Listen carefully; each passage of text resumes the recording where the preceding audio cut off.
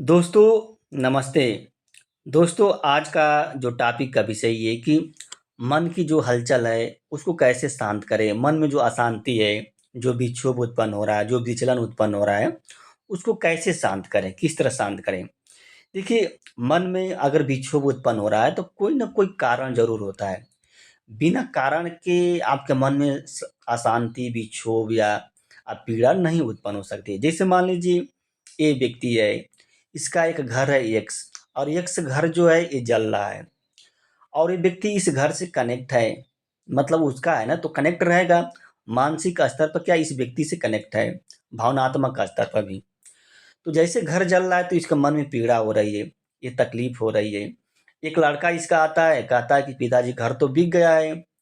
तो जैसे ही सुनता है ये व्यक्ति, उसके मन की जो पीड़ा है वो कुछ कम हो जाती है। उसको थोड़ा रिलैक्स मिलता है, आराम मिलता है, यानी कि शांति आ जाती है। लेकिन दूसरा लड़का आता है, इसका कहता है कि नहीं पिताजी, घर अभी नहीं बिका है, प्रॉपर्टी डीलर आया था, सिर्फ बात करके चला गया था, वो कुछ नहीं कहा, पैसा भी नहीं दिया, रजिस्ट्री भी नहीं कराया। तो जैसे ही सुनता है ये व्यक्ति के मन सुनता है, तो व्यक्ति के मन में पीड़ा पुनः शुरू हो जाती है। तो कहने का मतलब क्या है कि इस व्यक्ति की मन की जो पीड़ा है इस विषय वस्तु के कनेक्शन और डिसकनेक्शन पर निर्भर कर रही है। अगर ये वस्तु प्रभावित हो रही है तो व्यक्ति क्या प्रभावित हो रहा है। यानी कि आप जिस विषय वस्तु से कनेक्ट रहेंगे, अगर वो विषय वस्तु प्रभावित होगी तो निश्चित रूप से वह आपके मन को प्रभावित करेगी। जैसे मान लीजिए बी व्यक्ति है और बी व्यक्ति क्या इससे कनेक्ट नहीं है, इस घर से कनेक्ट नहीं है, तो इसको प्रभाव नहीं पड़ेगा, कोई प्रभाव नहीं पड़ेगा। ये घर जलेगा तो प्रभाव पड़ेगा इसी को कनेक्ट, क्योंकि ये कनेक्ट है। तो कहने का मतलब ये है कि अगर मान लीजिए ये है, अगर एक्स से कनेक्ट हो रहे हैं तो कोई भी व्यक्ति जो होता है किसी भौतिक विषय से कनेक्ट होता है तो कहीं न कहीं उसको लाभ रहता है, उसका उद्देश्य रहता है, फ़ायदे रहता है, मोह, तभी उससे कनेक्ट होता है ना, अन्यथा वो कनेक्ट होगा ही नहीं। जैसे मान लो आप किसी से रिश्ते बनाएँगे, इससे रिश्ते रिश्ते बनाएँगे तो आपको लाभ रहेगा तभी इससे रिश्ते बनाएँगे वाई से। अगर आपको लाभ नहीं रहेगा तो रिश्ते नहीं बनाएँगे। लेकिन जिस दिन ये आपको लाभ नहीं पहुँचाएगा, उसी दिन क्या करेंगे, आप इससे डिस्कनेक्ट हो जाएँगे। यानी कि किसी वस्तु से कनेक्ट होना और डिस्कनेक्ट होना, यही आपके जीवन को ज़्यादा प्रभावित होती है। तो आप बात करते हैं आपके मन में जो हलचल आ रही है, कोई घटनाएँ घट गई हैं आपके, मान लीजिए एक से घटनाएँ घट गई हैं आपके जीवन में, वो नेगेटिव है, इससे आपके मन में हलचल हो रही है, पीड़ा हो रही है, तो आप इसको शांत करेंगे। देखिए 2 चीज़ होता है, एक एक भौतिकवाद होता है, एक अध्यात्मवाद होता है। तो जो भौतिकवाद जो होता है ये आपके शरीर के सुख पर ज़्यादा बल देता है। यानी कि अगर आपके शरीर में किसी प्रकार का कोई रोग होता है, शरीर में कोई पीड़ा होती है, तो उसको दूर करने का काम कौन करता है? अध्यात्मवाद ही भौतिकवाद ही करता है। जैसे अगर दवा है, दवा का इजाद कौन करता है? दवा कौन बनाता है? भौतिकवाद ही बनाता है।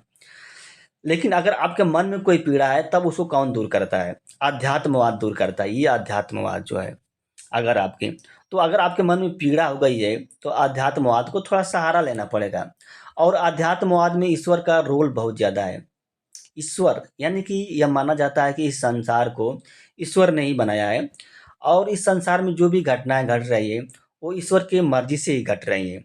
जैसे अगर मान लीजिए आपके पेरेंट्स का देहांत हो गया है, आपके पेरेंट्स का देहांत हो गया है, इसकी वजह से क्या आपके मन में पीड़ा हो रही है, तकलीफ हो रहा है, अनेक समस्याएं हो रही हैं। आप बार-बार उसको सोचते हैं, डेली बाय डेली सोच रहे हैं। देखिए, चाहे जितना आप सोच लें, चाहे जितना आप रो लें, आप अपने पेरेंट्स को वापिस इस दुनिया में नहीं ला पाएँगे, चाहे जितना।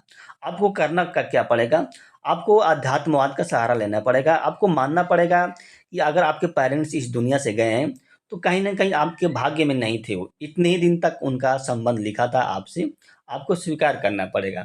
अपनी ज़िंदगी को पटरी पर लाना ही पड़ेगा। जब तक आप अपनी ज़िंदगी को पटरी पर नहीं लाएँगे, तो प्रॉब्लम क्रिएट हो जाएगी।